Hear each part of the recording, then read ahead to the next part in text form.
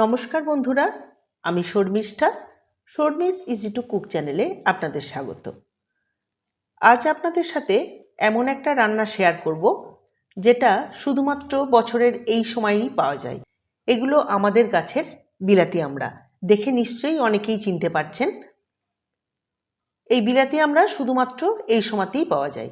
আমড়াগুলো অনেক বড় হয়েছে। আমড়াগুলো পরিষ্কার জলে ধুয়ে নিয়ে এইভাবে খোসা ছাড়িয়ে নিয়েছি।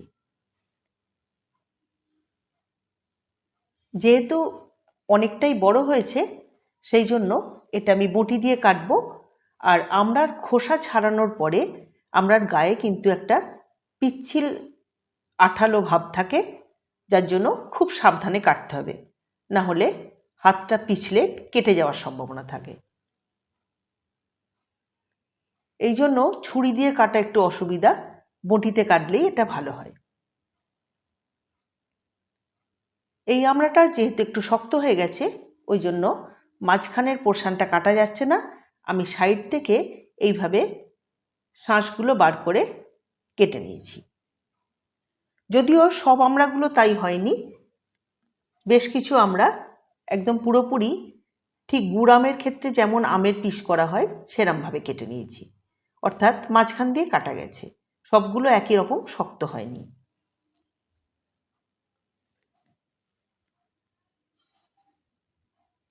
আমড়ার আচারের জন্য প্রথমেই বানিয়ে নেব একটা শুকনো মশলা, অর্থাৎ ভাজা মশলা।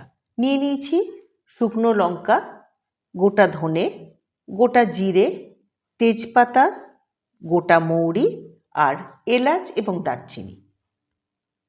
সমস্ত মশলাটা আমি একসাথে কড়াইয়ে দেবো না, তাহলে পুড়ে যাবে। অর্থাৎ যেটা যেরম ভাজতে সময় লাগে সেই অনুযায়ী দেবো। প্রথমেই দিয়ে দিলাম শুকনো লঙ্কাটা 2 টুকরো করে। একটু নাড়াচাড়া করে নিয়ে এর মধ্যে দিয়ে দিচ্ছি এলাচ এবং দারচিনি। অনেকেই হয়তো ভাবছেন যে আচারে এলাচ দারচিনি দিলে ভালো লাগবে না, কিন্তু আমি বলছি অবশ্যই দেবেন, তাহলে দেখবেন যে এর গন্ধটা কত সুন্দর আসে। দিয়ে দিলাম একটা তেজপাতা 2 টুকরো করে।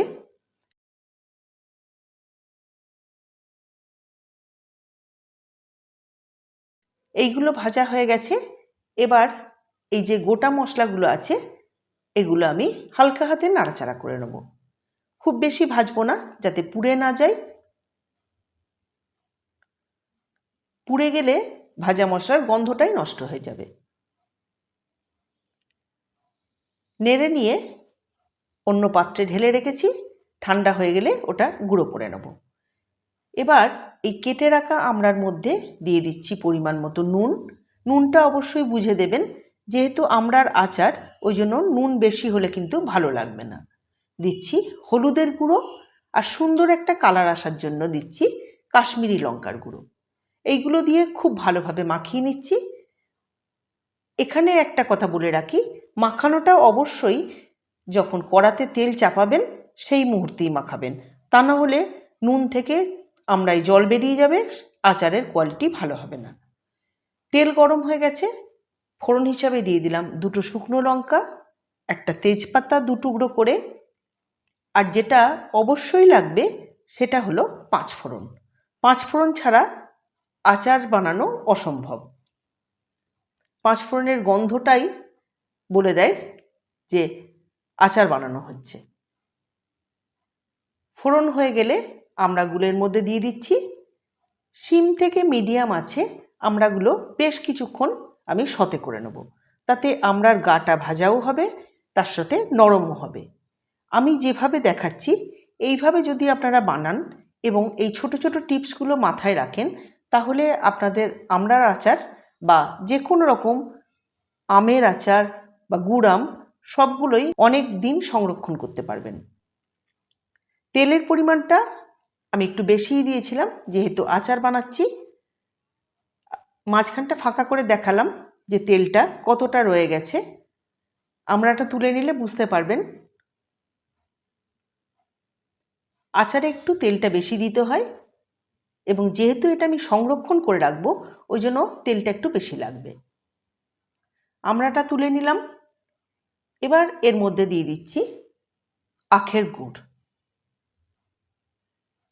অনেকেই হয়তো ভাবছেন যে আমড়ার ওপর গুড়টা দিয়ে দিলেই তো হতো, তা কিন্তু কখনোই করবেন না।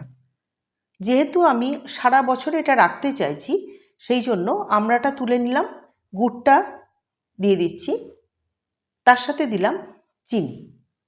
1 কেজি আমড়ার জন্য 500 গ্রাম আখের গুড় এবং 200 গ্রাম চিনি। চিনিটা দিলে এর বাইন্ডিংটা ভালো হবে। যেটা বলছিলাম যে গুড়টা আলাদা করে ফুটিয়ে নেওয়ার কারণ হচ্ছে গুড়ের কাঁচা ভাবটা বা কাঁচা গন্ধটা চলে গেলে আচারটা অনেক দিন ভালো থাকবে। কোনো রকম জল বাইরে থেকে ব্যবহার করবেন না। গুড়টা ফুটে উঠেছে এবং এর কাঁচা যে গন্ধটা সেটাও চলে গেছে। এবার এর মধ্যে ভেজে রাখা আমড়াগুলো দিয়ে একটু ঢাকা দিয়ে দেব, তাতে নরম হবে এবং আমড়াটাও গুড়ের সাথে বেশ কিছুক্ষণ মাখামাখি হয়ে যাবে। খুব ভালোভাবে নাড়াচাড়া করে মিশিয়ে দিচ্ছি। এই সময় বলে রাখি, আমার চ্যানেলের যারা নতুন বন্ধু তারা অবশ্যই চ্যানেলটা সাবস্ক্রাইব করে নেবেন এবং পাশে থাকা বেল আইকনটিকে ক্লিক করে রাখবেন, যাতে সমস্ত নতুন রান্না সবার প্রথম আপনার কাছে গিয়ে পৌঁছায়। অবশ্যই লাইক এবং শেয়ার করবেন আর কমেন্ট বক্সে জানাতে ভুলবেন না কেমন লাগলো। ভালোভাবে নাড়াচাড়া করে দিয়ে বেশ কিছুক্ষণ ঢাকা দিয়ে রেখেছিলাম। ঢাকা খুলে দেখছি যে আমড়াগুলো যথেষ্ট নরম হয়ে গেছে। তবে মনে রাখতে হবে, বিলাতি আমড়া কিন্তু নর্মাল টক আমড়ার মতো ওই রকমভাবে গলে যাবে না। গুড়াম করার সময় যেমন আমগুলো শক্ত থাকে, আমড়ার ক্ষেত্রেও সেরকমই থাকবে। আর ঢাকা দেওয়ার দরকার নেই। এবার গ্যাসের আঁচটা বাড়িয়ে গুড়টা কিছুটা মেরে নেব, অর্থাৎ একটু চটচটে করে নেব, এতটা ঝোল রাখবো না।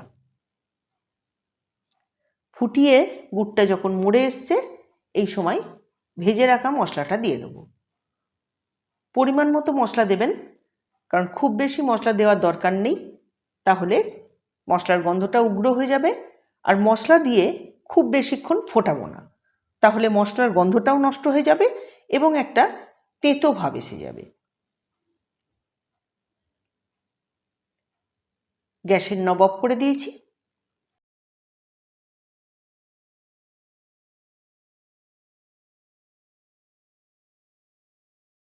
তৈরি হয়ে গেল সারা বছর সংরক্ষণ করে রাখার জন্য গুড় দিয়ে বিলাতি আমড়ার আচার।